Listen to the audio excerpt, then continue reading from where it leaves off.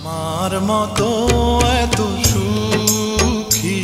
নায়ক হতে চেয়েছিলেন, তাই অন্য কোনো পেশায় যুক্ত হননি। তবে শুরুর দিকে করতে হয়েছে অনেক কষ্ট। বর্ণাঢ্য অভিনয় জীবনে রাজ্জাকের স্মরণীয় দিন ছিল ১০০তম সিনেমার উৎসব। তা নিজেই জানিয়ে গেছেন নায়করাজ।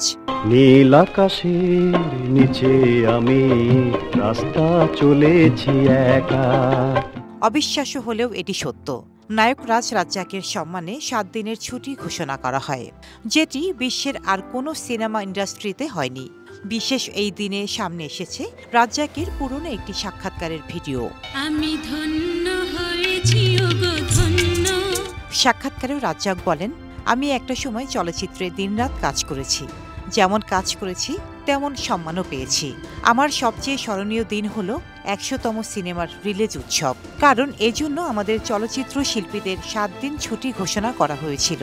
এই ৭ দিন প্রযোজক, পরিচালক, শিল্পী, এফডিসি ও দর্শকের পক্ষ থেকে আমাকে শুভেচ্ছা জানানো হয়।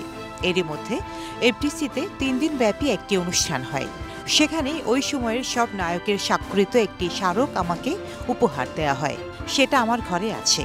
দীর্ঘ চলচ্চিত্র ক্যারিয়ারে ১০০তম সিনেমার সময় আমি চলচ্চিত্র শিল্প ও শিল্পীদের থেকে যে শ্রদ্ধা, ভালোবাসা পেয়েছি, এর চেয়ে বড় পাওয়া আমার জীবনে আর কিছু নেই। বাতাসের গুঞ্জন। গত ২৩শে জানুয়ারি ছিল নায়করাজ রাজ্জাকের জন্মদিন। তার পুরো নাম আব্দুর রাজ্জাক। ১৯৪২ সালের ২৩শে জানুয়ারি কলকাতার টালিগঞ্জের নাগরতলায় জন্মগ্রহণ করেন তিনি। সর্বশেষ ২০১৪ সালে কার্তুজ চলচ্চিত্রে দেখা গিয়েছিল তাকে। এরপর জীবনের দীর্ঘ পথ পাড়ি দিয়ে ২০১৭ সালের ২১শে আগস্ট না ফেরার দেশে চলে যান এই গুণী অভিনেতা।